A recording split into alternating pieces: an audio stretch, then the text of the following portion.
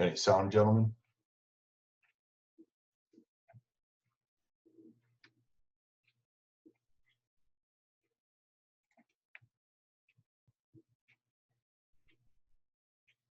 Can you hear me now?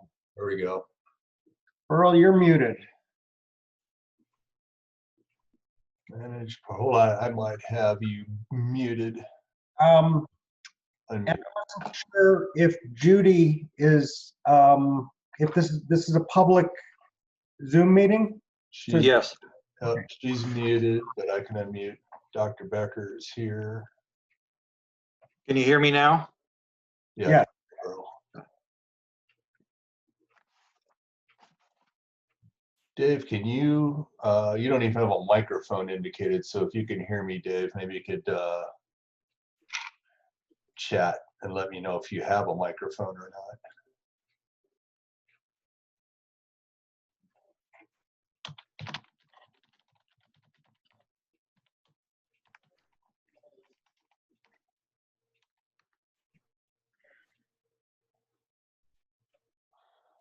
While it's friendlies here, let me play with a couple of toys here just to see how things work.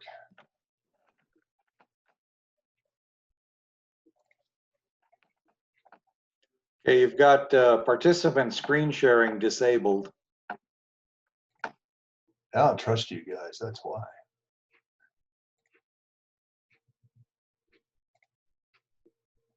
I can direct you however you want to do it. Let's see. Well,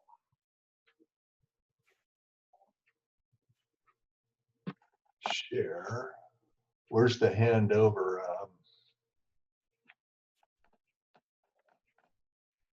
Well, if it's in the share screen, I think there's a pull down that you can enable and disable the others.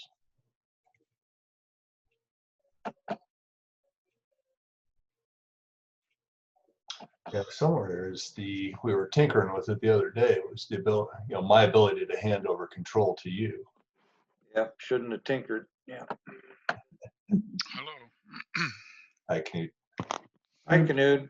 He might know. How do you enable participant screen sharing?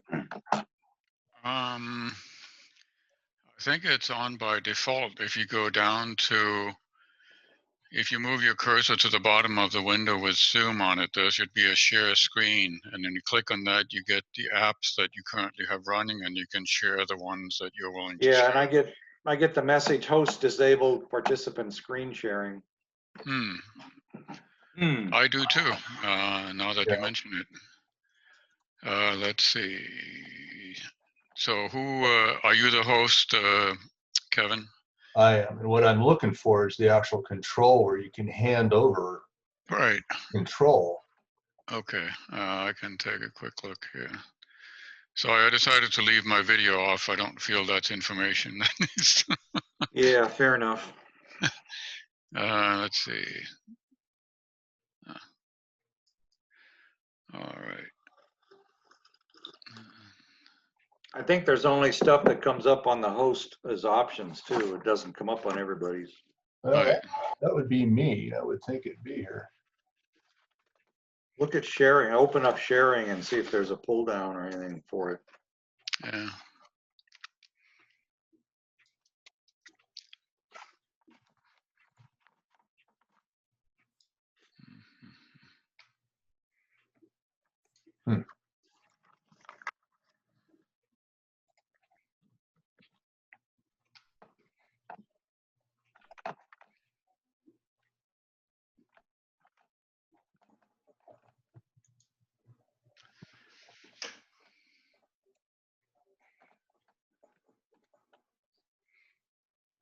Mark might know, he's on.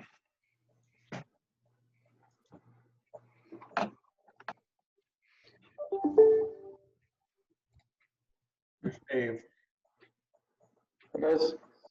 Dave.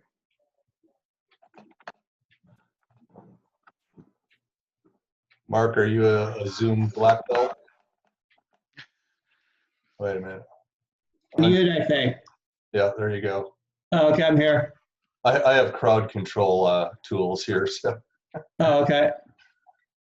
What I'm looking for is there's a way for the host to hand over control, and I wish I would like to do to give Burl the orb and scepter for the meeting, and I just can't find the tool. Terry had done it.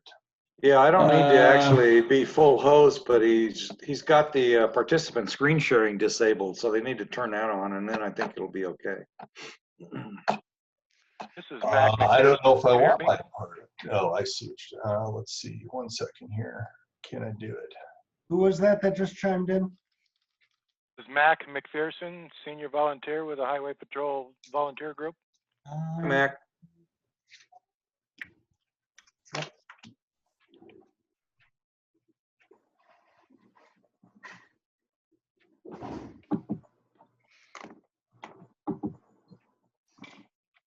Yeah, I don't know how to give control to somebody. That was record. Kevin, if you can see down at the bottom, there's the participants.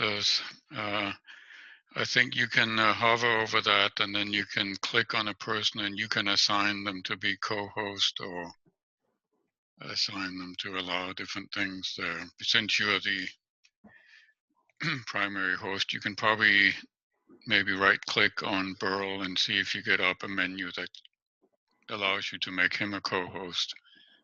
Oh, there we go. Do you want to change the host to Burl? Why, yes, I do. You could do that too. Earl, the host now. Burl is the Okay. host now, so. all You've right, got- I'm host. All right, good night, everybody. See you next week.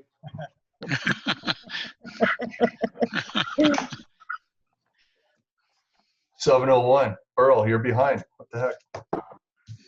Yeah, I know.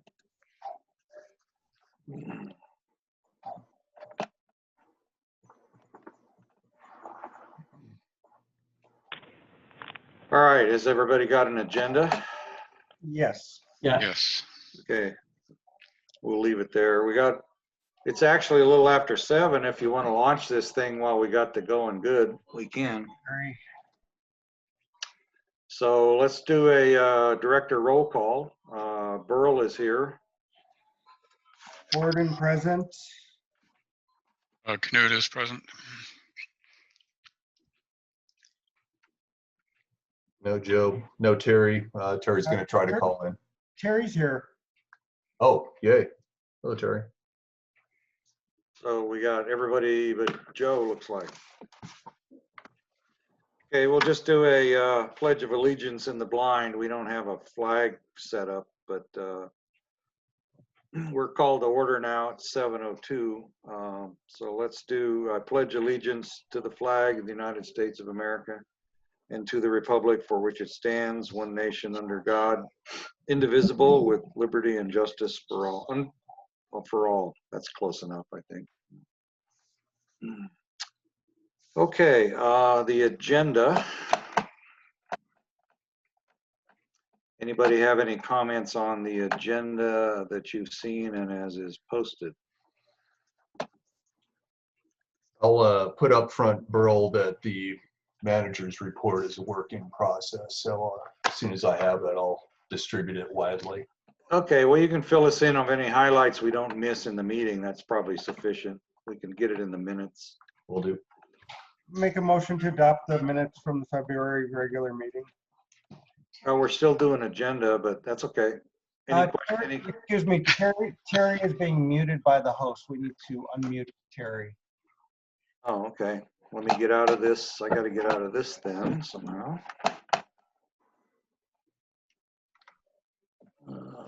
Manage participants. Let's see, where is he? Terry? Are you still muted? I am not. Can you hear me? Yeah, you're open now, I think. Yep, I'm open. Thank you. All right. Okay. We were adopting minutes Adopting agenda. for Tonight's agenda. Anything else? tonight's agenda. Yeah, we're okay on the agenda. I'm gonna say. All right, This is, so the Matt- minutes for, This is Mac McPherson. I don't have the minutes. I just wondered, is there an agenda item to talk about the car show? yes. Yes, Okay, there's an agenda item here, Cops Otters 2020, so we'll get to you. okay, that's fine. Thank you. You'll get to listen to a lot of other more interesting stuff before we get there, but we'll get you. We didn't forget you. Okay. So adoption of minutes, do we, let's see, here's the minutes for the 24th. Any comments on the minutes? We adopted with 2 corrections.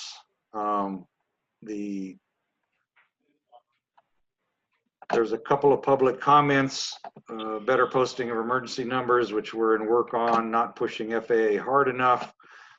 It's a work in progress, and we plan to meet with FAA in Burlingame. Ask CAL FIRE if they would use South End for dozer. We have contacted CAL FIRE. They appear to be totally booked for the moment, so we're not sure when and if they'll return this season. We passed the obstruction line engineering. We passed resolution 20-1 that formed the Infrastructure and Financial Planning Committee. We approved the additional change in funds to do the off renovation. We tabled them for an additional emergency access gate. We reviewed the cops and rodders to date, the fact that we received from the CHP, which we thank you very much. The date was set at September 26. We understood that Director Bolin is going to be the interface between CPAD and FOCA, and that was it for last go around. There's a question about how the sheriff interprets and the CHP interprets their jurisdictions within the air park. And we're going to follow up on that. And then there's various new airport constructions. We discussed that EID puts a temporary patch on and then contracts with an appropriate contractor to do permanent repair to the street when the weather and they get around to it. And we've talked to the new residents that are building about the landscape limitations, and there was no issues. Finances are tight, but there was no issues. So that was the minutes from last time. If there's any comment or changes, we can do that. Otherwise, we can motion to adopt the minutes from February.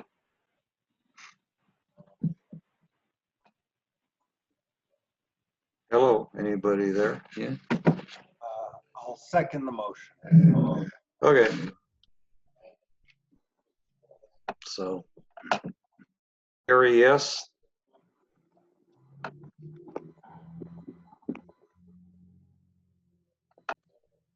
So, Terry is muted again. how did he get muted again? All right. And yeah, Mark's muted. And it looks like Kevin's muted as well. Okay, try it now. I tried a different button. I'm on. Good. I'm on. And yes, There's Mark. Okay, I'm back. That's why you lost your job at NORAD, isn't it? Yeah. What's this All button right. do? Aye on the. first time through. So it looks like we're all eyes on the adoption of the minutes from February that are here. All right. So is there any public forum, public comments for this meeting?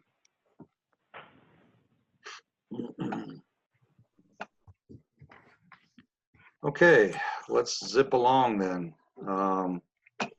Obstruction mitigation efforts, off airport tree mitigation advancing. We've had some success there. We've seen continued trimming of CPAD trees. Oaks are trimmed. Some of the redwoods across the street were trimmed.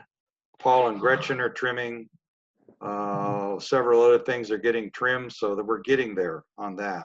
There's not too many open items there that have not been addressed and are in work. One of the issues that came up last meeting, we did approve $4,800 to hire Brandley Engineering, which we subsequently did. Another issue has come up that may mitigate the need to use this time and put them on hold. And we have a motion in play to see if we agree that we could empower Kevin to transfer the amount previously approved for Brandley towards tree trimming, if that becomes viable in the next couple of weeks as an option. We have some motion on the south end, and if we have an opportunity to cut those trees, we don't need Brandley, but we need the money to be able to move quickly without waiting for another board meeting. So that's the purpose of this, if it's required. So just to make sure I understand, Burl, that something's come up or an opportunity may be coming up where that money may be required to cut the trees in the south end, and then we're all done. Then we don't need Brandley at the moment, although I'm still interested in eventually getting some of the data they were going to get straightened out. Yep, agree. Earl, But if we, clarify yes. what has changed or what's in play right What now? has changed is we have a new opportunity to discuss with the for 3 or 4 property owners that we probably would have to go legally with. There's a new opportunity to mediate with them. One has been successful and will cut their trees. And the other one, if we have an opportunity to quickly mobilize and cut their trees, then we're done up there for the moment. So through Kevin's work in relationship building and some things have fallen into place, that we may have another opportunity to do a negotiated fix to the trees that have really been blocking us. If that comes to pass, we want to be able to move quickly and just get them cut before anybody changes their mind. Right.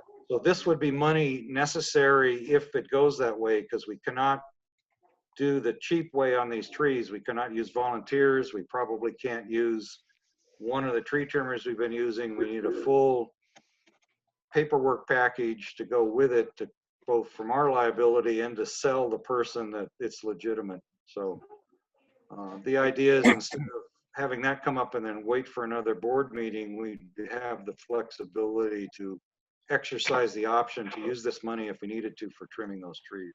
And when we're talking about trimming, are we talking about taking the trees down to the ground or topping them where this is going to reoccur in another couple of years? Topping where they'll reoccur. I don't think we'll ever get them taken to the ground. Wait, that's what can lead us to get our lights back on. It seems a good thing to do. I think it's an option, and we're not saying we're going to necessarily do it. We'll turn Brandley back on if this thing doesn't come to pass in a short amount of time, but we don't have the money to really to expeditiously move if it comes to pass quickly. And Kevin, I guess the question for Kevin, any ramifications to Brandley if we do this? No, Damon's been very understanding. Yeah, they're not going to charge us a penalty, et cetera, at this point. Unless there's further discussions, I'd like to make a motion that we do this. Stuck in it. Okay. Yeah, I'm in agreement that it gives us an option without waiting for a board meeting is what we're asking, basically. So I'm a yes. I'm a yes. You have to, sounds like you have to take advantage of it before they change their minds. That's the concern. Yep. Everybody understands that when money's moved to tree trimming line item in our budget, that our manager has the discretion to expend those funds without further board action.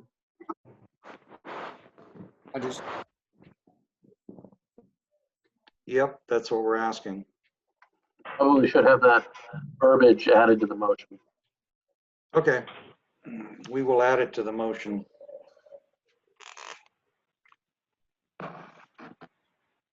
We're authorizing the manager, authorizing the manager at his discretion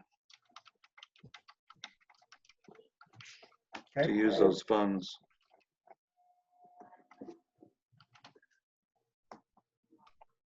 Specifically for the tree trimming. Yeah, for tree trimming. Okay. Okay.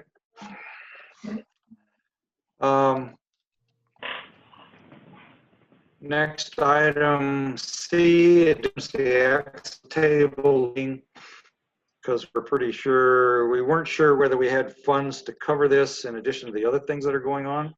So it's back up for discussion. And I think Kevin's input to me was that he'd rather do this than fix the office. So we haven't taken any action on the office, even though we approved the money.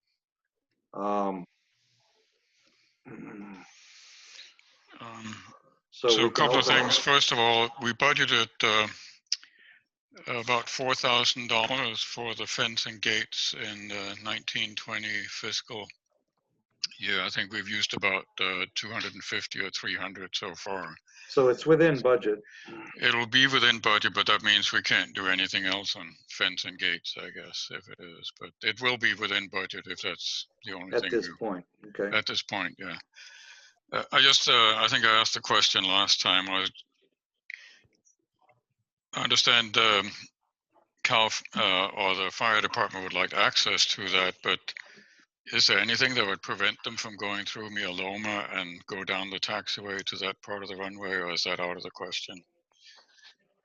I don't think it's out of the question, Knut. I think the empirical performance from late last summer when we had the grass fire at the south end shows what would happen. And I started the conversation because just standing down there at that end and looking left and right from the Oxford end, you have Dave's rental car to one direction, and then off around to Mr. Bob Burns' house. There's a gate there as well. But I went a step further to ask the local fire crew, after watching them climb over the fence to work on that fire, where would they like to see it? And we pointed out those two other alternative gates to him, the fire chief that is, and he had commented, unofficially, that they wouldn't roll their trucks out on the grass to go across those areas because they know how soft the turf is. Not so much the grass fire, because I don't think ultimately a grass fire is going to go anywhere, but I was thinking of somebody in a bent airplane sitting up there. I'd want them to be able to get through the gate promptly. So that's what kind of brought all this along. All right, thank you for clarifying that.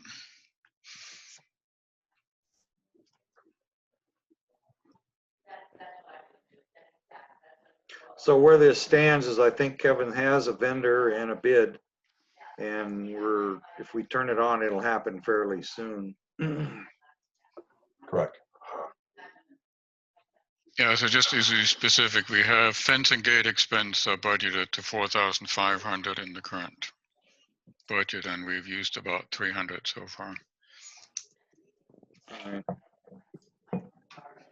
So it leaves us some for repair if we break something in the meantime, but not much. So right.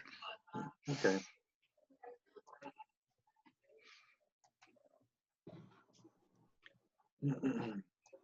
I think in the spirit that Kevin's approached it, I'm agreeable to it, given that it's within the budget. So I motion to move forward with it. Oh, I think we have a couple of people who need to be unmuted. I think Glenn's needs to be unmuted again, and I think Terry. I think what happens when people mute themselves when they're not co-hosts, they can't unmute themselves. Correct. Yeah, that's, hey, thank you. Okay, try and. I second the motion, bro. Aye. Aye. And I'm an aye, so that's a pass. Can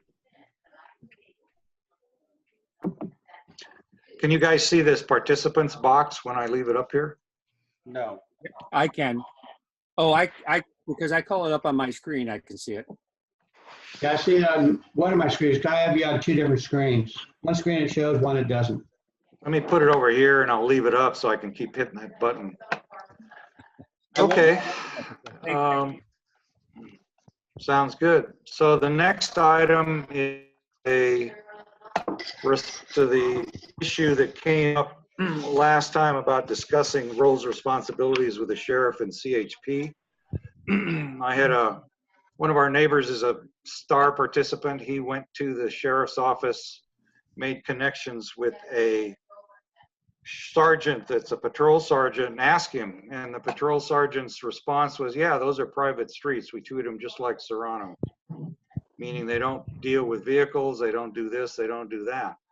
And after some discussion with this patrol sergeant, he was willing to change that to public if we provided him the information to support our consideration that they're public, and he would post it and start transitioning the patrol groups to understand that. The issue that comes up, whether they're private, is, for example, abandoned vehicles, they don't tow if it's on private, but they will if it's on public after certain criteria.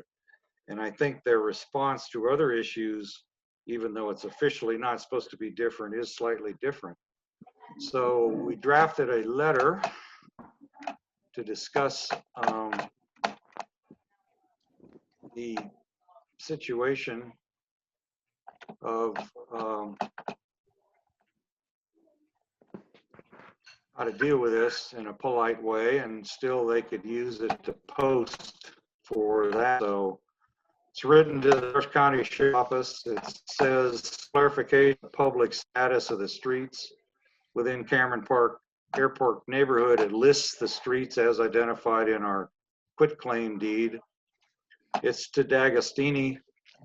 Response, you can read it. Well, you should have gotten it in your package. Desire to clarify public or private status, unique neighborhood with streets used both by vehicles and aircraft. These streets are public use, publicly funded, and owned by the public special district. Jointly maintained by county property tax funding and the district. And then I added, I plan to distribute within the community, meaning ourselves, because not everybody here understands it, and between us and our sheriffs. Thank you. And then within this, we were going to include the quitclaim deed, which identified these specific properties as being part of the air park, and the documents at the formation of the district derive that they have to remain public. And there are some indications of that if we maintained them, then we would jointly maintain them. The county would fund their portion for maintenance. So I think those two back up the claims made in the letter. So the question for tonight is, do we send this? Do we do something else? What's going to be our approach to this? So that's the discussion. Are there any reasons not to send it?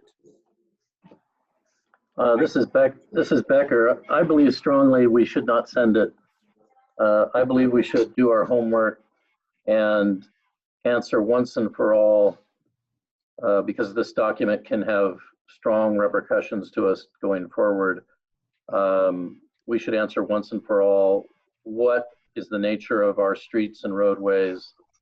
How are they controlled? Exercise the fact that we have exclusive jurisdiction over those roads. And this has ramifications in lots of different areas, including residential through the fence. Just think of it this way. I'll give you one example, because I'm not recommending an alternative to this at this point. I'm recommending that we homework it. And the reason for that is, if we admit that it's a public street, both of those are buzzwords, then our ability to gate in the future is dramatically restricted. However, if we were to characterize our streets comprehensively as what they really are, and that is accessory taxiways to an airport on which cars are permitted to travel under certain circumstances and in certain ways and in certain places, we could preserve our right and power, greater power over them. The minute you say something is a public street, we have a whole code in California codes called Streets and Highways Code, much like Public Utilities Code, Public Resources Code. And once something is a public street, there are grave and dramatic consequences to anybody doing anything with those streets. We do not, I recommend, want to become a street on which we have other than motor vehicles traveling. So it seems to me that this is a good opportunity for us to clean up our own house about the governing documents with respect to our taxiways and roadways. Dave, would you consider that the topics that you just mentioned directly dovetail into the next one of the following agenda items with the CTNRs? Yes, exactly. They're interrelated. That's why I got tied in with both of these. So I'm fine with that, because the other issue that I didn't bring up because it's still floating is the right-of-way rights between aircraft and autos. CHP's position is autos and vehicles have the right-of-way by state vehicle code, and we don't have the authority to change that. The minute they're a public street, you don't have the authority to change it. That's why the last thing you want to do, I think, is come out clear and say they're public streets. Yeah. Do you think there's a jeopardy to lose the matching funds from the county? No. Okay. So it sounds like we need far more than my limited legal review of this and building some proper consensus on where the documents are and what we need to do to fix this. So I agree. I don't disagree with that. I don't think there's a big rush to resolve this immediately. It's been something that's comes and goes periodically, but I think it's something we should make an effort to clean up. I agree. I think it's about 30 years overdue. All right. So I guess what I would suggest then is we table this indefinitely and refer it to legal and I guess others for elaboration on the points that Dave raised. I would agree, but also be interested in with all the point Dave was making is how does that affect the law enforcement side? Not the answer now. Still be held Yeah, up.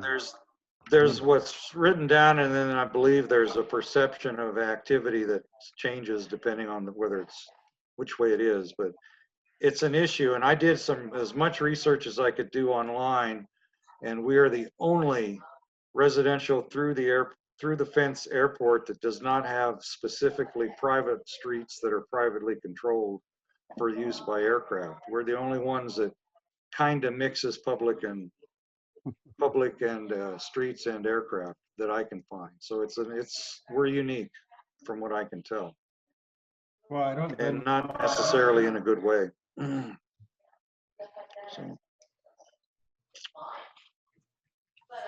So any other discussion on that one?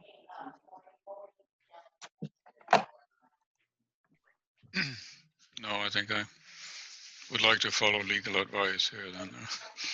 Okay, we'll do that. We'll table this one and then we'll cook up a spec for legal review and move forward on it from that standpoint. Does that sound right? Yep. Yep. Yes. Okay. And go back to I'm doing pretty good, I think. Motion to table, second and a vote to table.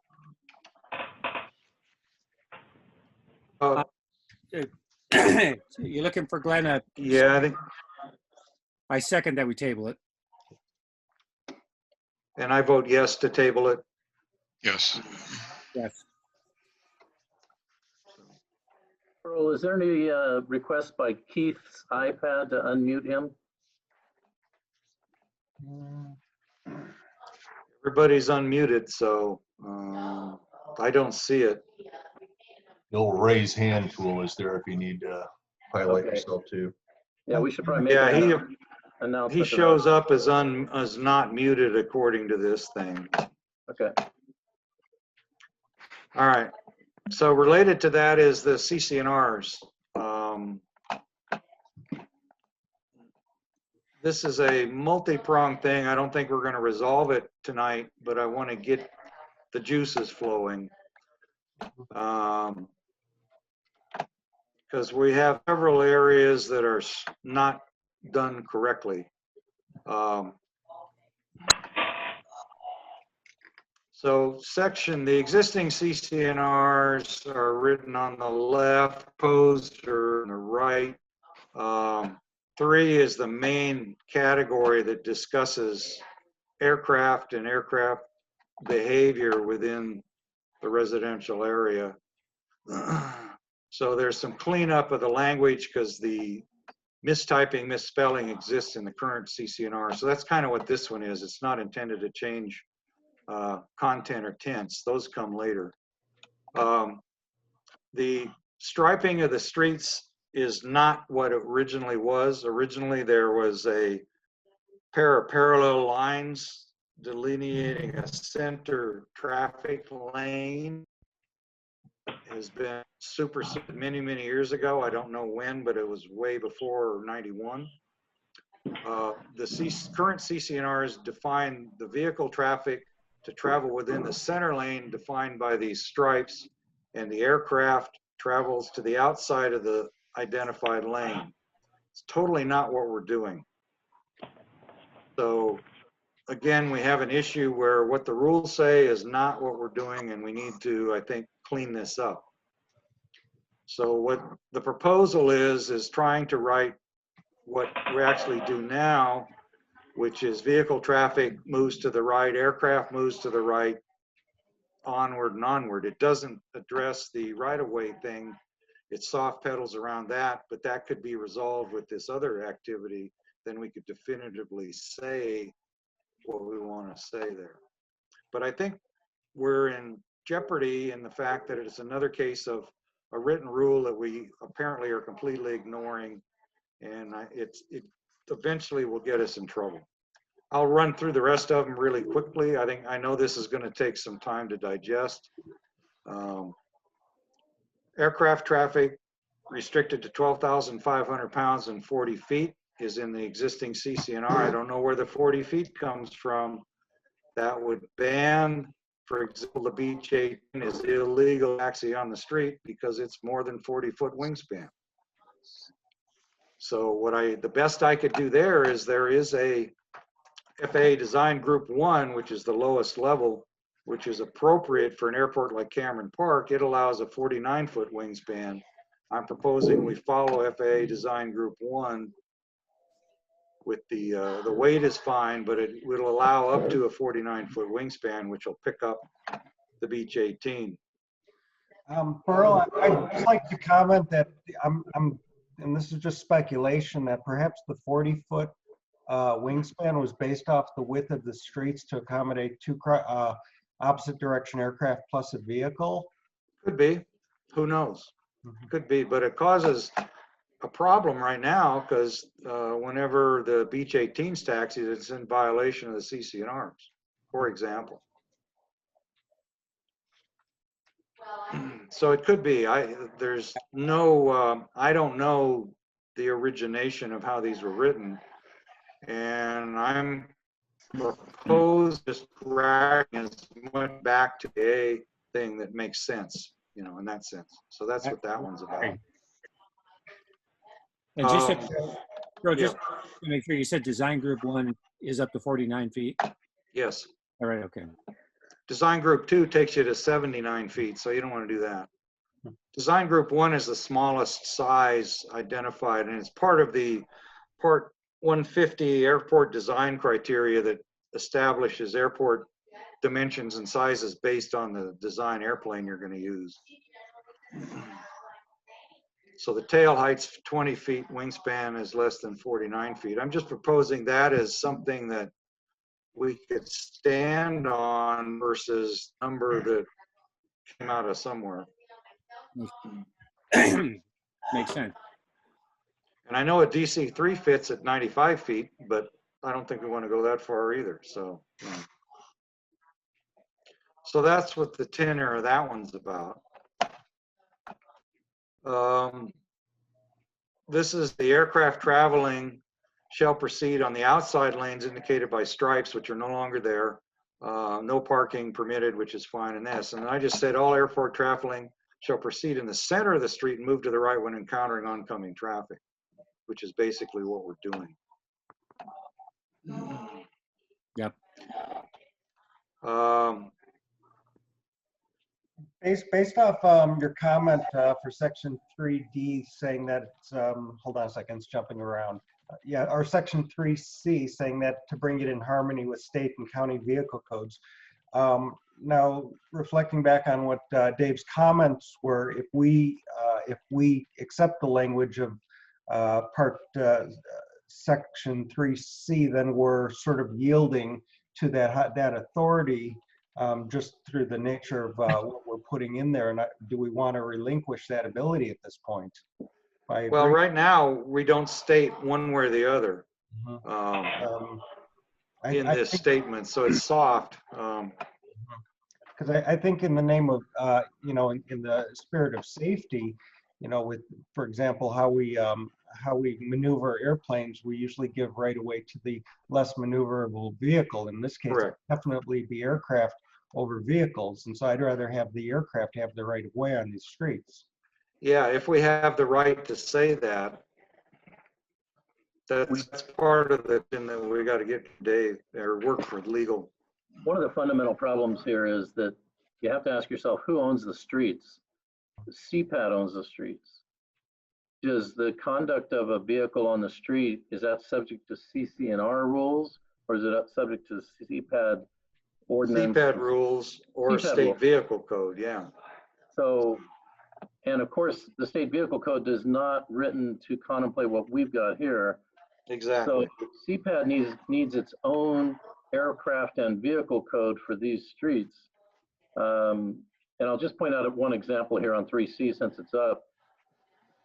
Aircraft shall proceed in the center of the street and move to the right when encountering oncoming traffic. What's oncoming traffic? I think what we meant there was oncoming aircraft traffic. So we need a comprehensive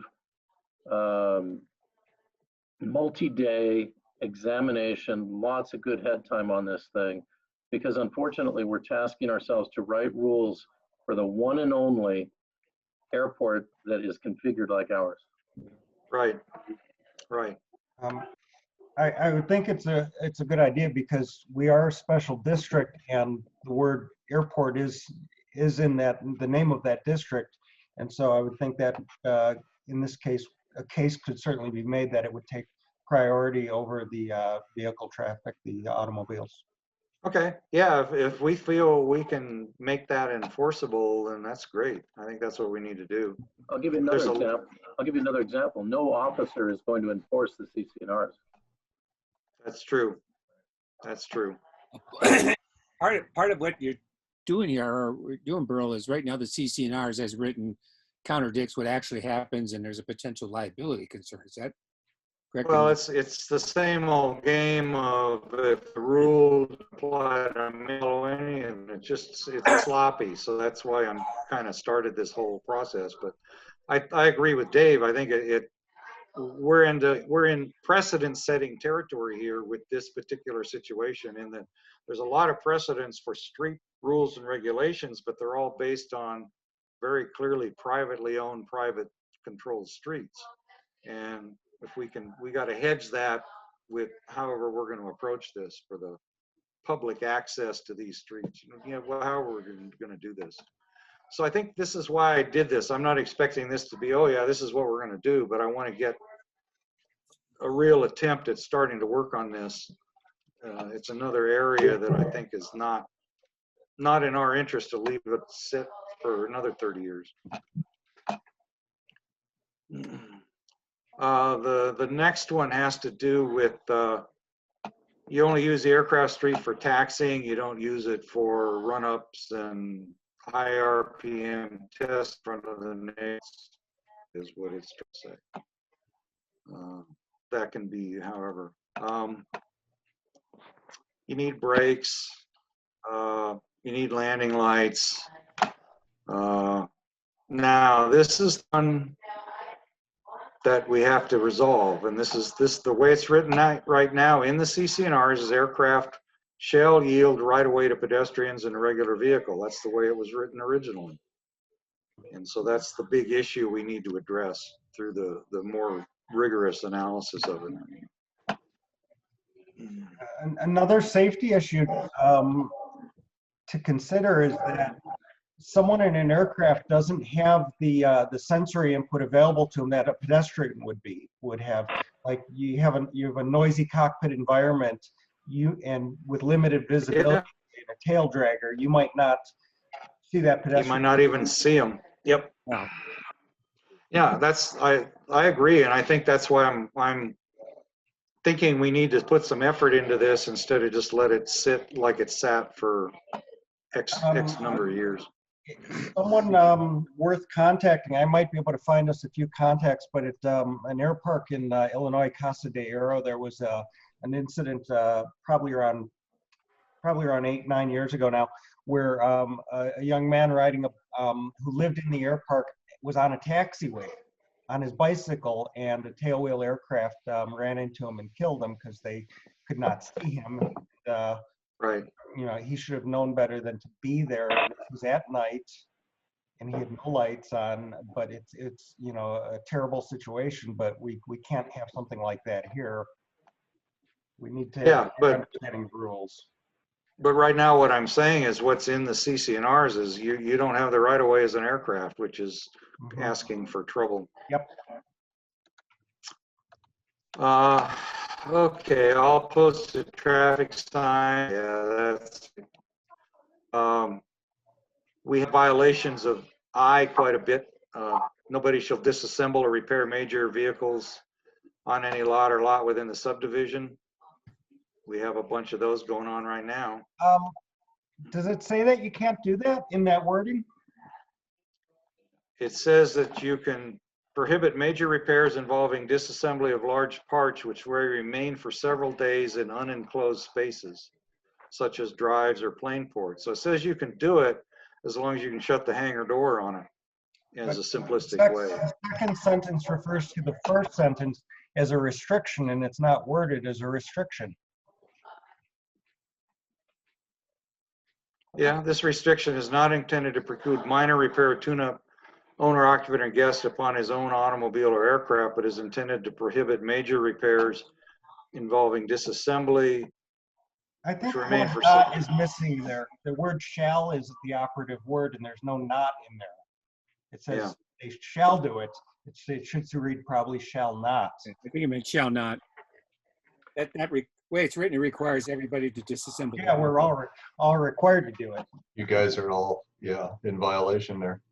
Yep. But I think the underlying intent was that you don't have a disassembled car or airplane in the front unless you can put it enclosed. Right. You can roll it out, work on it, but put it in and put it away. And we have several examples of stuff sitting out that's clearly not runnable and in disassembly at this point. So as this is affecting the CCNRs, this is only applying to outdoor and public view items. This is not to as long as they can be put in enclosed spaces, it doesn't matter.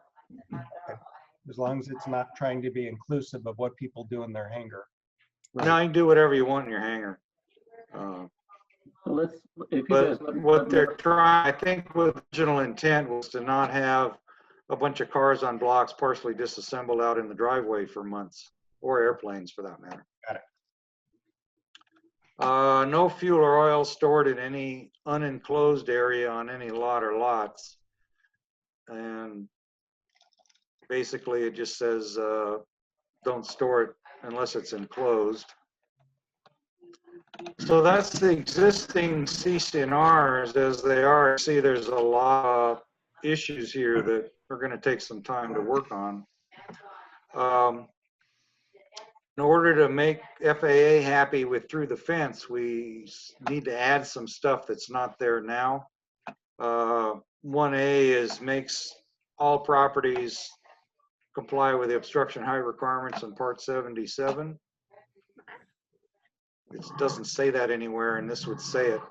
1B says that the properties equal the cost of building, improving, and maintaining infrastructure of the airport district that allows them access to the runway and taxiway. So that means they got to take care of the streets and possibly the gates to the airport, because they're not necessary parts of the airport. They're only necessary for the resident access.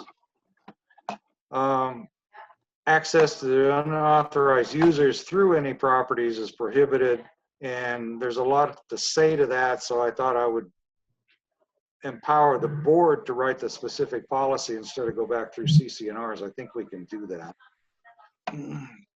That's And kind of, see, that's kind of an open one, because what's an unauthorized user? Yeah, well, we have a lot of stuff like gate access codes. I mean, all that crap associated with the residential gate access and stuff. I don't want to put that in the CCNRs because we'd never be able to keep up with changes or tuning it.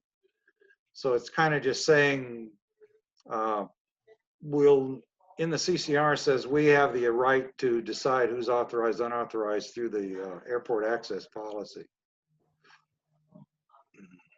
And then the next one is all owners shall not allow a third party to use their property for any nautical.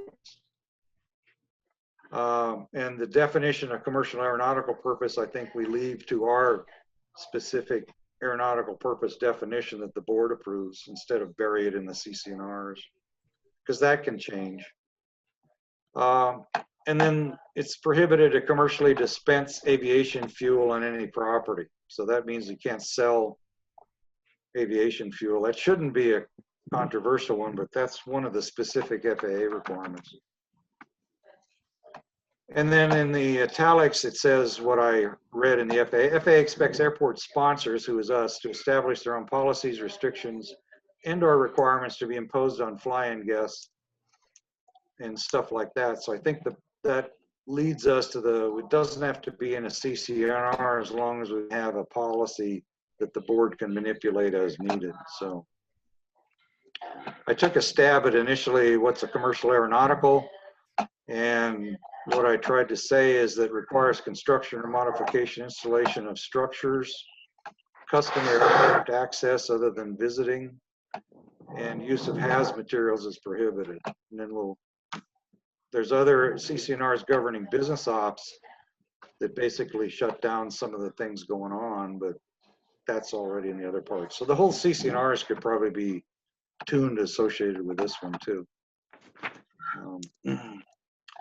And then access requirements, transient for up to 36 hours. I just picked a number. Follow all airport and residential area policies, procedures, yada, yada, yada, yada, yada. So what I wanted to do is introduce this tonight and say, look, I think we're going to have to spend some time, but I think it's another big area we should be spending some time to try to straighten this out and set the tone for the future. And as Dave pointed out, this is linked to the law enforcement. Well, that's the right of way and what we can do and not do, and it makes it good or bad if we can. Then we can just redefine it very clearly in these once that's established. So probably lead the road act as part of it, but doesn't lead the other stuff. So we can work at it in parallel. Now, the motion I had thought of, and I hadn't thought very far through this, was I was going to talk with CSD compliance to discuss this kind of stuff, but it's way premature to do that. So I'm basically proposing we withdraw this motion. Agree. So at what point, well, how mature do you think it would need to be to approach CSD to have that? Well, I think we need the clarification of the rules of the road, and then reflect that in the CCNRs makes some more sense to me. So one leads the other, and then these other peripheral things of cleaning up these other areas we could do in parallel. I want to suggest that CPAD, being in charge of its roads, doesn't need anybody's permission or vote to adopt CPAD rules of the road. Let me just give you an example of when you're doing a repair on your property and it's not affecting or on the street at all. That's a CC&R issue. It should be covered in the CC&Rs. Correct. CPAD has no business writing rules to govern it. On the other hand, if that repair includes the sale of oil and fuel and service of airplanes, that affects CPAD's jurisdiction in the nature of the management of the airport community. And CPAD could adopt rules and regulations governing what can be done in terms of airport services and airplane support on the private properties. So I think what I'd like you guys to do is let's study this with a legal view toward what does CPAD have jurisdiction to do, and CPAD does it without meeting with anybody or asking anybody's permission. CPAD has the role and responsibility of managing its own property, and we can do that without anybody else's say so. But how about the enforcement side? That's the there are lots of $1,000 questions in this whole work. Imagine that if we had these rules in the CC&Rs, we'd have to get the CC&R committee at Cameron Park CSD to enforce these things, and Mark will support me on this. They're not the world's greatest enforcers. Mm-hmm. So we need the ability to enforce it, much like if somebody were to violate a rule of the road that's in the vehicle code, we need the ability to call somebody and get that enforcement underway. Just like on Mathers Airport, if there's somebody doing something stupid, the sheriff has no problem going through the gate, and there is a joint use, just like our local Indian casino. We can have a memorandum between the CPAD and the local sheriff's department, and in fact, for that matter, the highway patrol, that says who's going to enforce what. And so just imagine that if you're on the roads of the tribe, the Indian reservation, you're subject to a memorandum of agreement that was negotiated and signed by the tribe and the sheriff of El Dorado County. That's the jurisdiction by which you get enforcement, similar with CPAD rules and roads.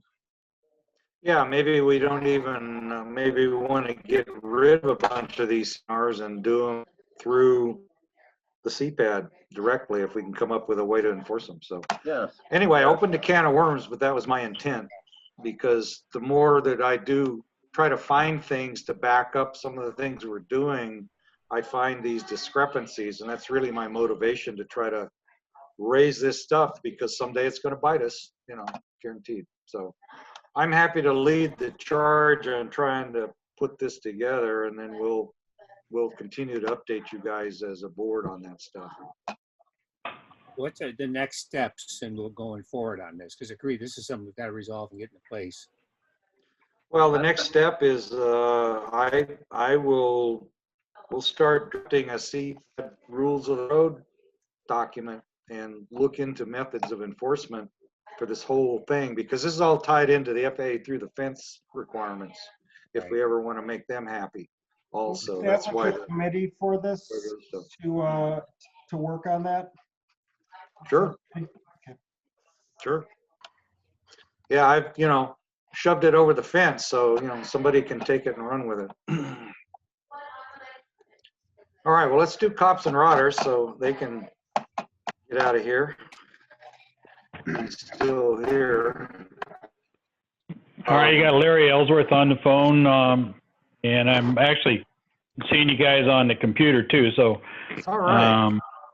Well, Larry, we were kind of Terry is here. He can brief us if we're wrong. We were kind of expecting to get the letter where we would authorize cops and rodders this year, and then you can move forward with the county. But we didn't get one from cops and rodders. So this is a synopsis of one built from the one last year with a couple of other new things in it. So I didn't do Okay. this one. So you Well, guys Larry, can talk to this. Larry, let me butt in here just a minute. This is Dennis Edwards. I did send the information out. I did look at the letter you guys authorized last year, and it was on your letterhead. And I did mention to Terry that I would write a letter that you could just copy. But quite honestly, I just didn't feel right writing the letter for you. So I gave you all the information we could.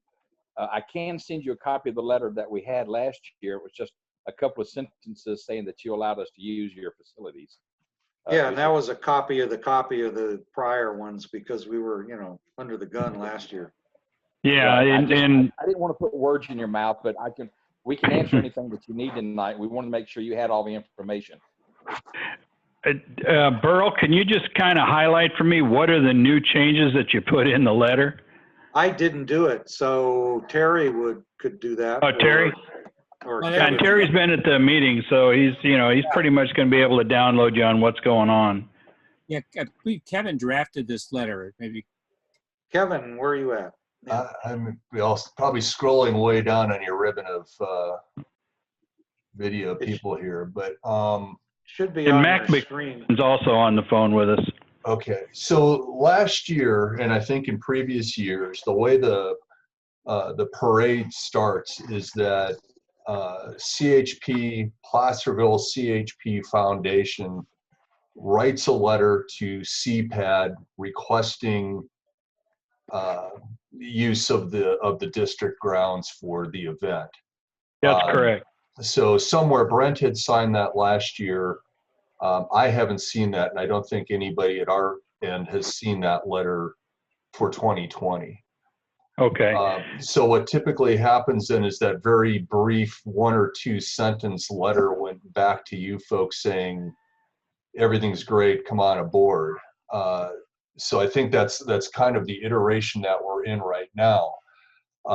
The discussion in the interim since 19, just to put the whole letter back, volley back and forth in context is, at no point was there any mention of the, needing the permit, needing the insurance certificate and that sort of thing. So what you're seeing in this more extensive letter that maybe you've seen already, but it has the red draft up in the corner.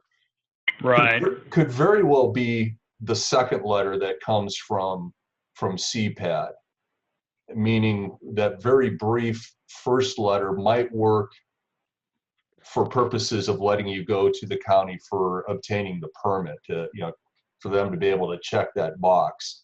Right. I think what we would do is just add some very brief, authorization is granted contingent upon 1, 2, and 3. And then a little bit later on, as documents come through, I think what we'd want to do, and I want to have a chance to speak with Mr. Becker a bit further on how this looks, but what is now in this letter, which we have had for other events, is just a recitation of really the enforcement and the responsibility for the insurance side of things. So that's what this letter is, and you're seeing here. Okay. Yeah. And did you get a copy of Terry, did you guys get a copy of the insurance document yet? Dennis, do we know if that was sent? Yes, that was. I mailed that out or emailed that out to Terry on Friday. I may have missed that. It's here. It's here. What that letter states is it's a thumbs up that within 60 days of the event they would issue the certificate. So it's much like the letter that I was speaking about. It's a very brief placeholder saying unless we blow up the county, everything should be all right. Well, in case weird things happen in the world these days, yeah, okay. Yeah. And just if I may, just real quick, and you were correct in your comment a while ago, just a simple, what you had last year on June 14, 2019 was just four lines stating that you gave us permission. We don't need to take anything as complicated as this one to the county.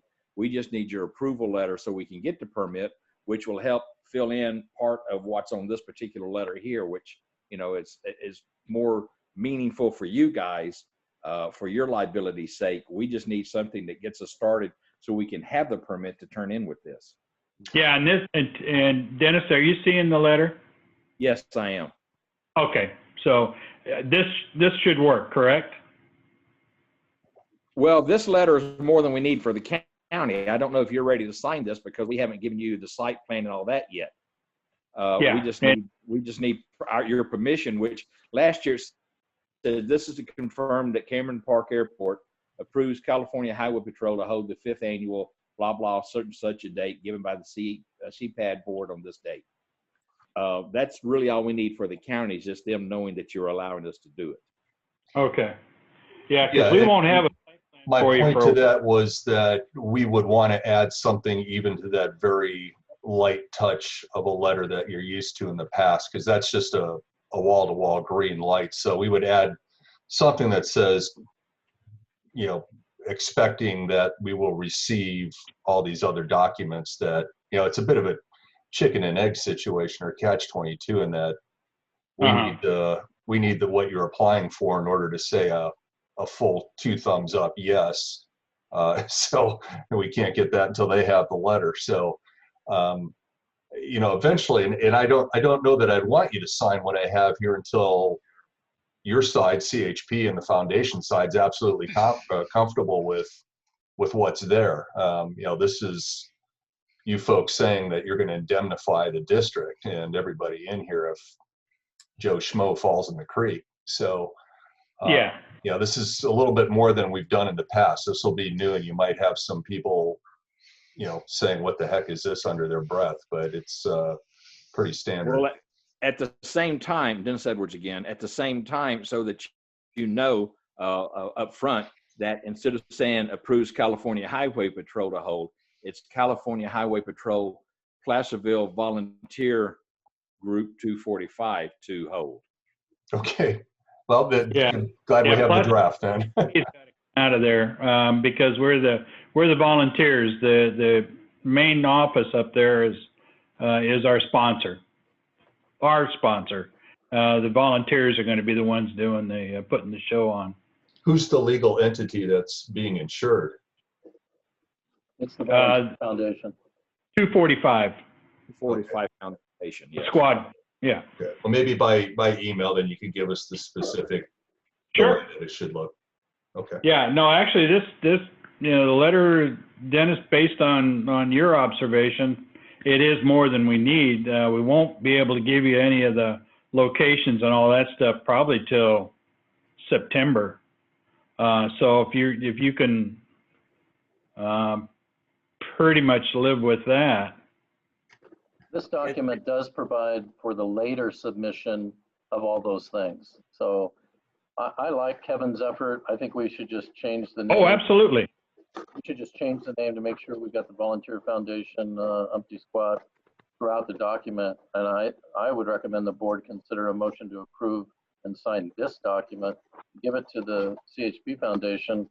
It's certainly enough for them to get where they need to go for the county, and it protects us. I like this method. Yeah, Okay. I'm happy to go. This is Burl. I'm happy to go forward with that. If you guys, if this isn't something you guys have a problem with, we can, if you email us the specific naming, we'll fix it. And then Okay.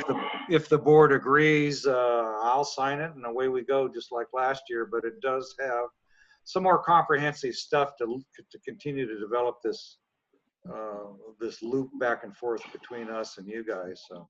Yeah, no, and again, there's nothing in there that is really what I would consider, whoa, wait a minute, other than, you know, giving you a site plan. We won't be able to do that for a while.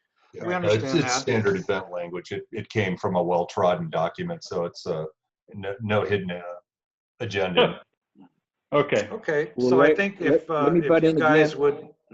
Let me butt in again. This is Dennis, so that we can finish this here while we're on today, because I'm sorry, I got very little power left on this phone. Larry or Mac, I the one handle the proper verbiage to these guys. Mac, you on? Yeah, I'm here. You can address it Placerville, CHP, senior volunteer organization. Okay, I'll take care of that tonight, and I'll send an email out first thing in the morning to you guys. Yeah, we can turn this around tomorrow as soon as we get that. Sure, great. Assuming the Kevin, board, I'll take care of that. I'll take care of that tonight and get it to you tomorrow. yeah, assuming the board approves, we still haven't voted on it yet, but Oh, okay. We'll stand by then. I'd like to make is there anything else that you guys need from your perspective or have seen that you want to discuss in this thing, or we're ready to go? Otherwise. Dennis, I think we're ready to go. I agree. Okay. Mac, do you have do you have eyes on this? No, I'm on a straight phone. I don't have capability. Okay, they'll get me a copy of it and I'll get it to you. Sounds good. Thank you. Okay. Larry also has the information for who we donated to this year. We know that your group had wanted that, so Larry has that for you. Yeah, and Terry's got that also. yeah. On the volunteer or the nonprofits that we donated to this year, there was some concern about who we had, who we sent money to this year, and so we gave that to Terry. But I can go over it with the board if they want. Or Terry, do you have a copy of it? I don't have it up. I'm on a very slow connection out here in Oklahoma. Okay. Well, I think Oklahoma. What did you do? well, I think for the timeliness, we don't necessarily need to do that tonight because we've already had a preview, I think, the last meeting or so. As far as who's in here, unless I think the request came from me here in the manager's office, and that was mainly more as a marketing tool within the district here. My effort at the lunch I attended was. So it sounds like you guys need a copy of this letter sent to someone from us, right? Correct. To take a look at. If I can get an email, Mac, who should we send this to? Me? I can send it. You can disperse it. You can disperse it to us. Are we talking about the first letter or the second letter? They're going to make some changes on the first letter, or in this first letter, so it'll end up the second letter. Yes. Well, Terry, could you get, if you're talking about the approval letter, then could that come to me, Dennis Edwards? Sure. I'm the one handling everything with the county. You can copy all of us if you'd like, but I'm the one hand delivering this and holding the hands at the county because we've had to deal with the supervisors to save $1,000 this year on the permitting fees. Okay. So how do we want to do it? Email? Yes, I'll send you guys and copy. I'll send to Terry and copy my guys tomorrow morning on it. I'll put it together tonight, do it in the morning, and of what we're requesting that you requested, and then you can send me the approval back. Yeah, we'll vote on it, and then include manager@CameronParkAirport.com. You know, that's all right. Okay. Well, so I think what we're going to propose then is the motion is to approve the event subject to the only correction on this letter, as I understand it, is the titling of you guys. Yes, the correct nomenclature. And everything else is fine the way it is. And so the motion, I will propose the motion to approve this letter with that change, and we'll go from there with the board. So subject to titling and nomenclature correction? Yes. Okay. Second that motion. All right. Aye. Aye. Aye. So it looks like you have an approval. We will, as soon as we get your stuff, we'll fix it up, get a signed copy, and we'll send it back to you via PDF or something. Great. You'll have it in the morning, guys. Thank you. All right. Thanks a lot. So much. Hey, Kevin. Thanks, everybody. Appreciate the help. All right. Now, Kevin, do you have the emails that you need? I have one for Mr. Edwards, so So we'll just send it to him and he can distribute then That's right. from our end. Yeah. Perfect. And then Kevin, I can, I'll send the list of the nonprofits up to Dennis, and he can send them to you also. Yeah, that'd be great. It's saying it's more of for a marketing tool within the district here. I was trying to. I think it's a great idea. Yeah. Okay. Yeah. Let's send it to me. We can send it all to them in one package. They're not getting stuff from a lot of different directions. Yeah. Perfect. All right. Well, thank you guys for joining us, and we do support what we're doing here. We're just tuning it up a little bit as we go along, and we appreciate all the stuff you guys are doing. We actually great. the fact that everything's professional. Yeah. All right. Very good. Thanks. Thank you All much. right. Thanks, Checking guys. out. Thanks, guys.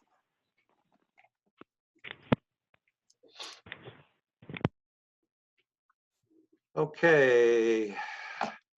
I'm soliciting for volunteers, which I've gotten one maybe.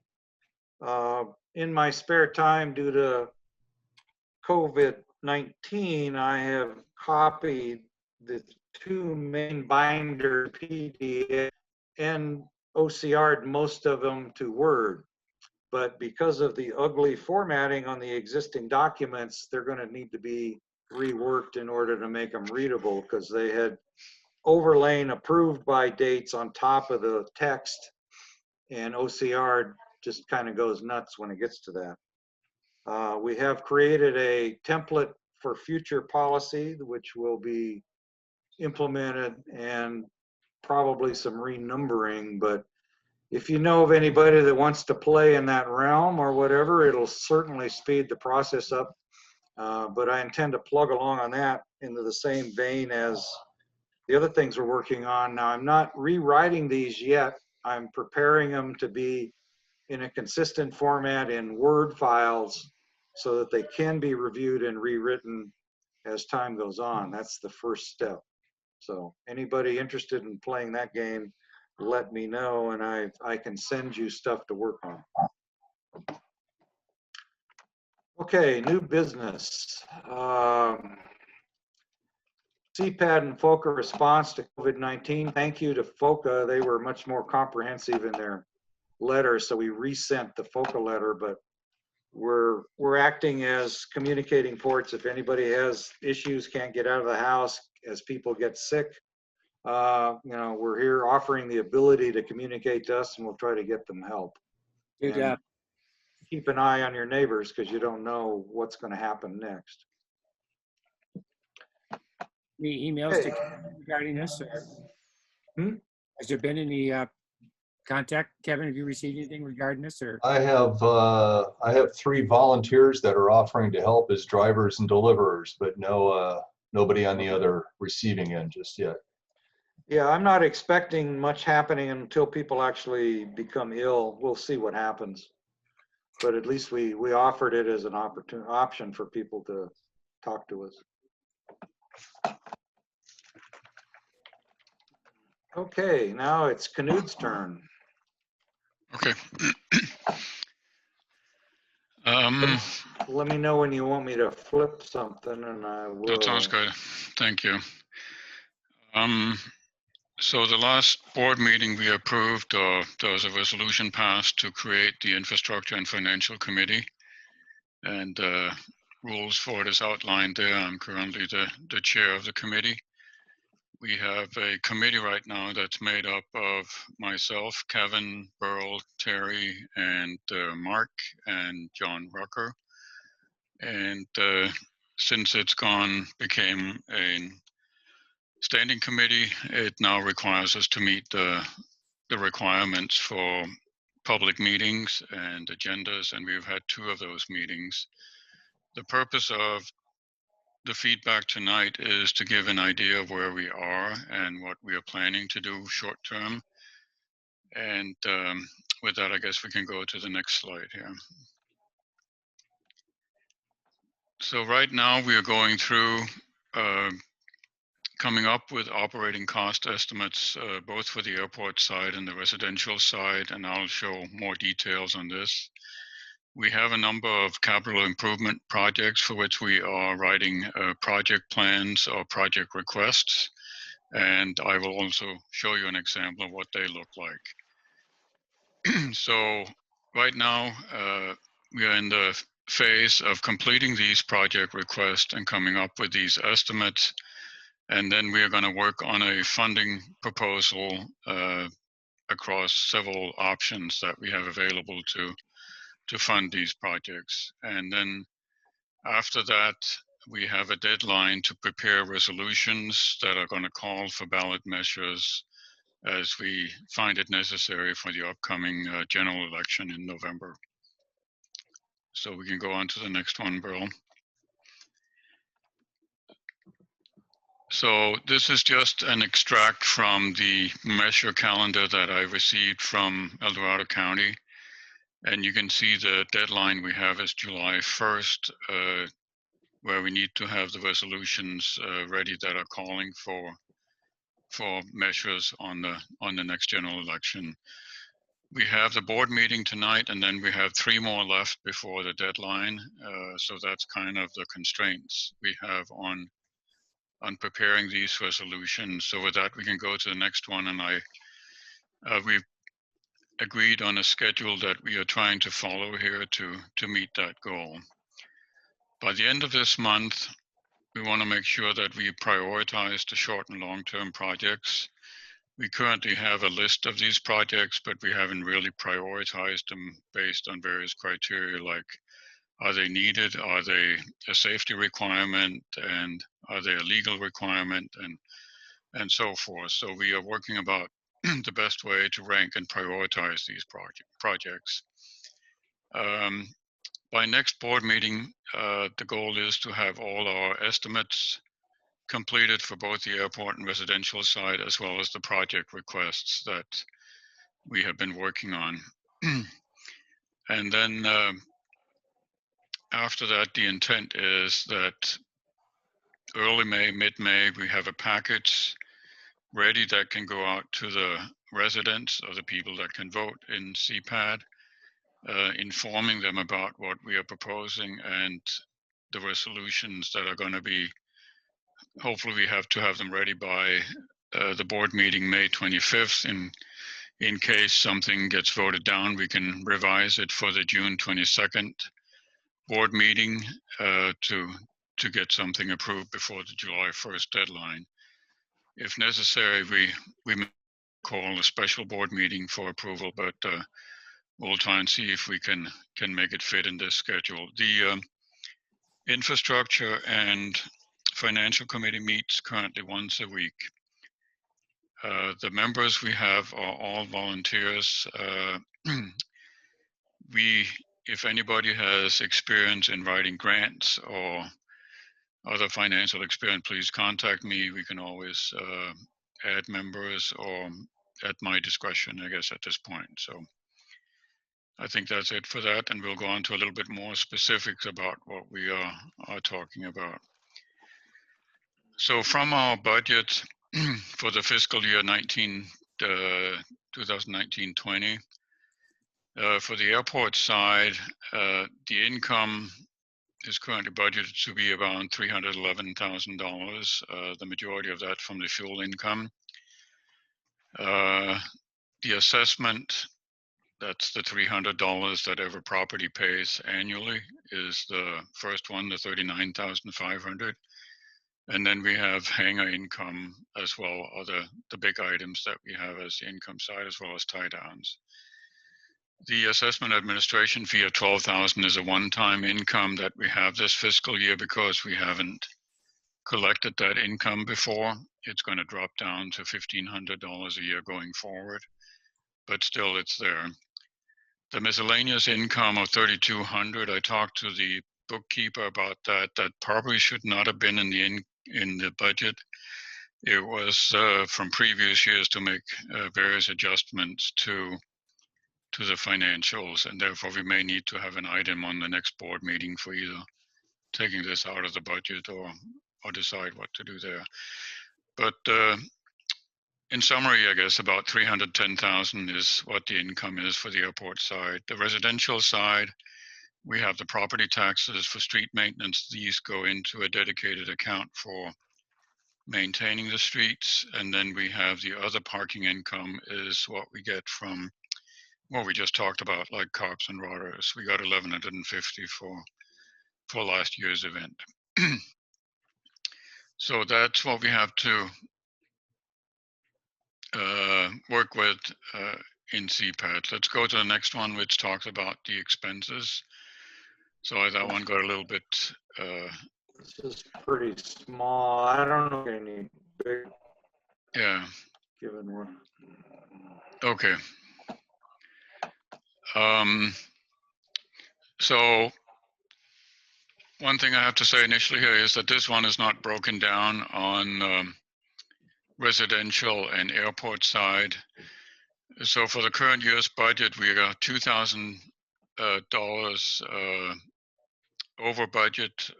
We had 325 in income, 327 in expenses, and it still so far hangs together as our expenses for maintenance so far has been kept in check. Our fuel income is slightly better than we planned, and the reason it ended up that we over budgeted was that we had to add a legal $5,000 for the year too, that we feel we can handle.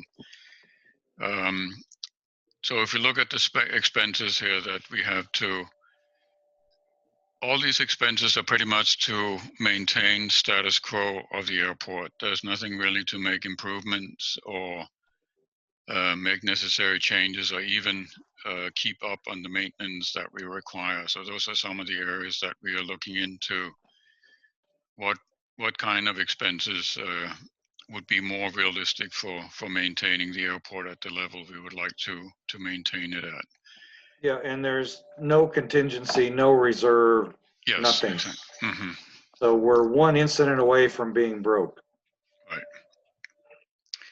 So the intent for the next board meeting is that we can present, or at least we will have the numbers hopefully ready for the estimates about what we should target for operation cost in that time frame, so we can start working from there and discussing what kind of funding solutions that we have available.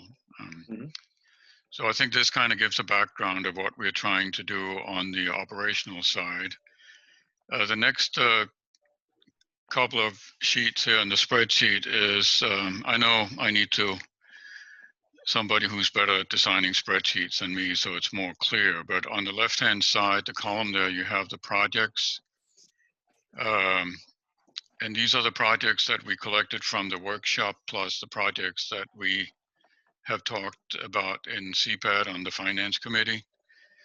And there's several ways we can go about funding this. I don't think I'll get too much into detail in this, but there can be examples, could be the sale of bonds, there could be grant applications, there could be application for loans, and there could be self-funding.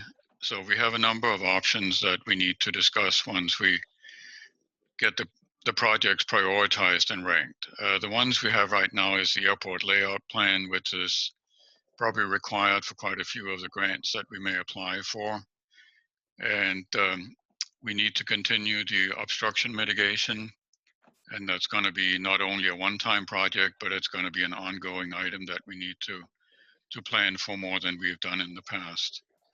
We expect we're going to need more obstruction lights to deal with some of the obstruction mitigation. We have signed up with consultation to work on the capital improvement plans, and also applying for grants. We need the consultation to complete these grants and get them in front of FAA and Caltrans. We talked about the runway. We need to come up with an inspection plan, an annual pavement assessment, and also a maintenance plan for the runway, similar to as we will get to the streets on the residential side. AWAS Category 3 has ranked fairly high, an upgrade to that. And you can see as you go across, I have tried to create 3 columns So we got to rank and prioritize the project. We can have several options for each project. We have a low end here, which is an upgrade to the AWAS in the existing location. And then we have the platinum solution, which will be to move the AWAS to another recommended location. And then potentially it could work as an obstruction light as well as part of that. But those are, again, these are work in progress numbers. We don't have the final ones. Some of these actually come from the project requests that we have worked on, so they probably are as they will appear in the final version of this. For the safety of flights around here, we talked about adding a PAPI, precision approach indicator, both 3.1 and 1.3, and you can see the numbers for that there. We have some from the consulting firm as well. One of my favorite item is the above ground storage tank AST. Currently we have an underground storage tank, which has a limited lifetime, and eventually we will have to move it above ground for a number of reasons. One being it becomes harder and harder to find liability insurance for an underground storage tank, and if we no longer can get insurance, it probably means the county is going to shut us down. So we need to have plans in place for that. So we have solicited input to various proposals for an above ground storage tank system and removal. We don't have an option of the underground tank. It has to be removed. We met with the county a few weeks back, and they said all underground storage tank must be removed. They cannot be filled in place and left there. Knut, in regard to the above ground fuel system, is an option even available or can be considered to use a fuel truck as above ground storage?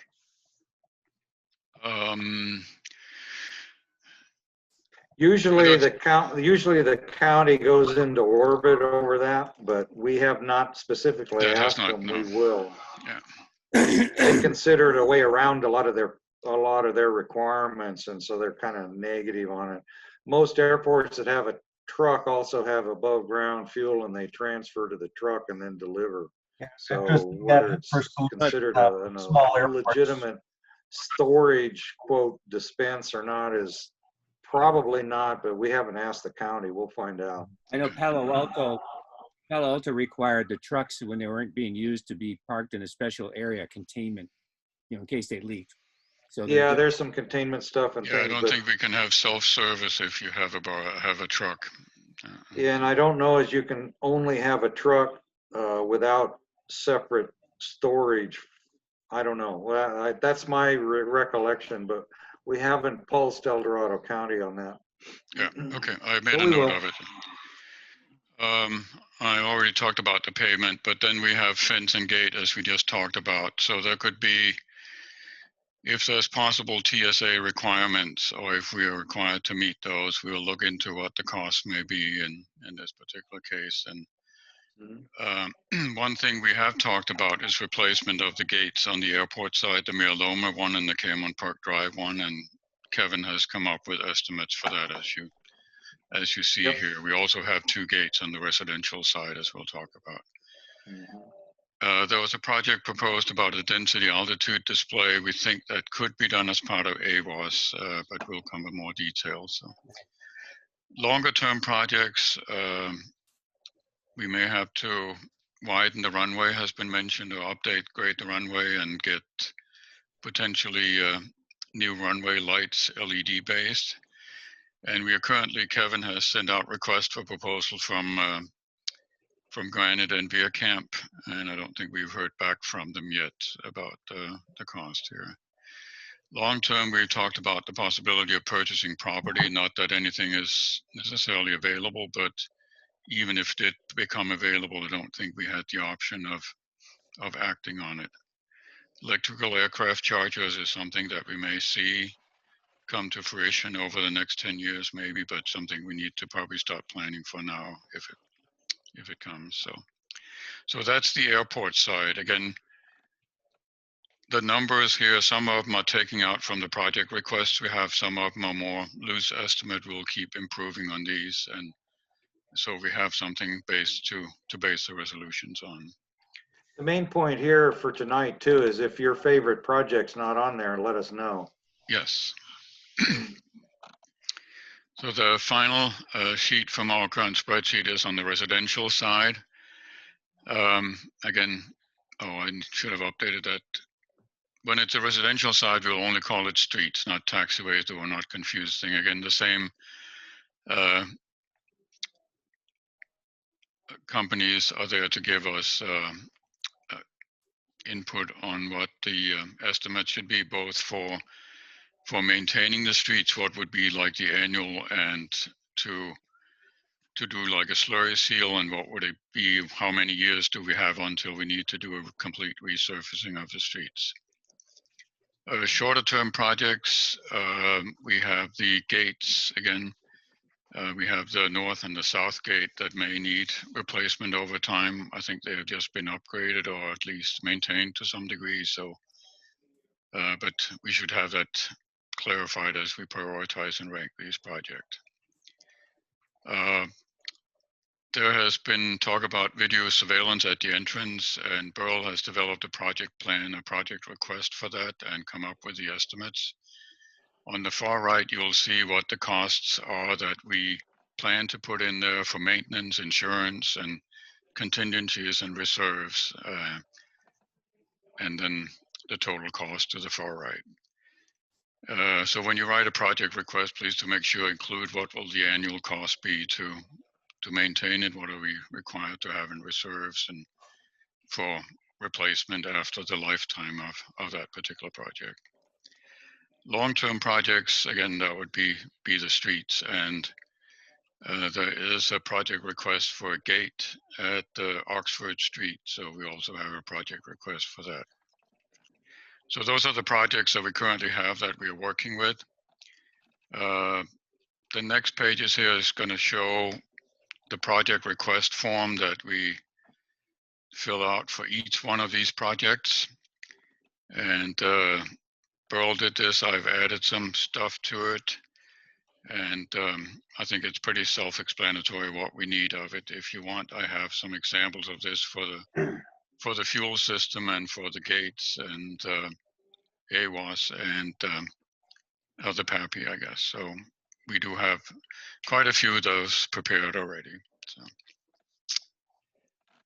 that's where we're at right now. So as I said, we'll try and follow the schedule that we have prepared, and let me know if there's any questions or if you're interested in participating, and I'll be happy to discuss that with you.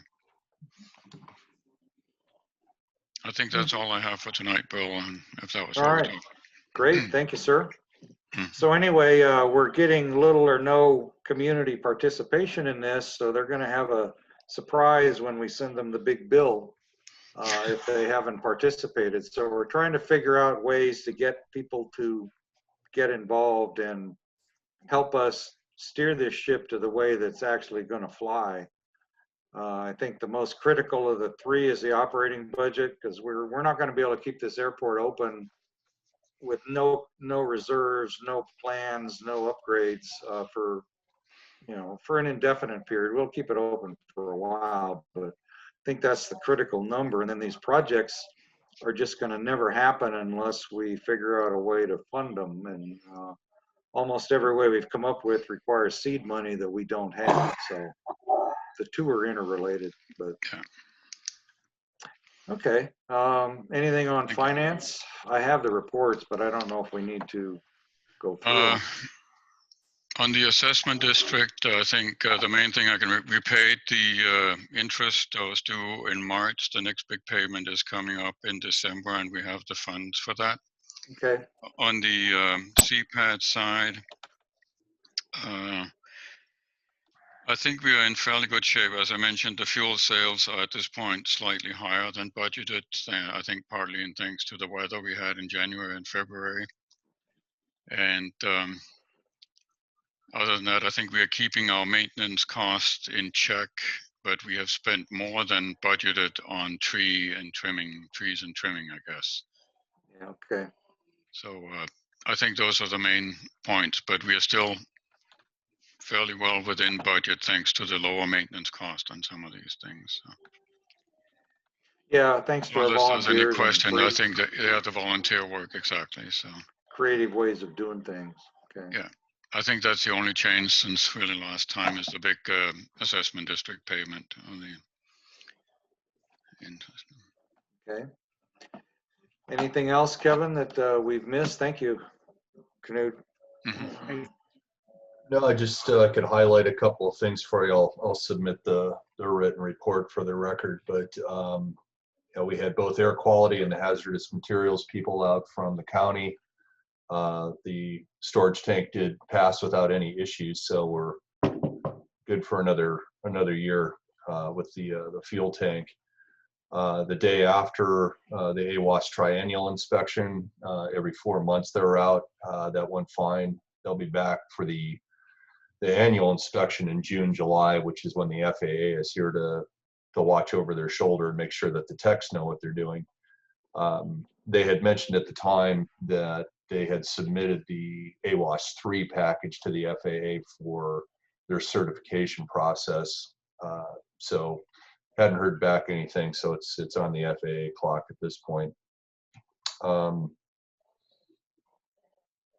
Good help from Garrett Grant. He's been doing some burning on the field. We've got a number of burn piles out there, so if any of you guys have an itch to scratch with a road flare and a bucket of gasoline, come on out on a burn day. We've got more material than I think I'm going to personally get to before it gets really hot and dry out there. Make a note on your directors' calendars. The elections are on the horizon. Terry, I encourage you to run again. I think you're a temporary an appointment, so we need to have you on the ballot in the fall and one other person. So give that some thought. Little strategy there.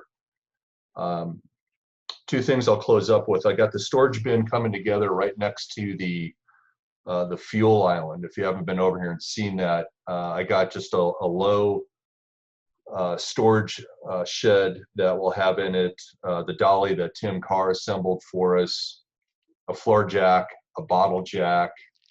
If I can find yet another old handheld radio, I'll put that in there as well. But this is for the flat tire on the runway where we're all running around trying to figure out what we can use to lift the plane up and walk it off. If anybody has access to trauma packs, I would probably put a couple of those in there as well.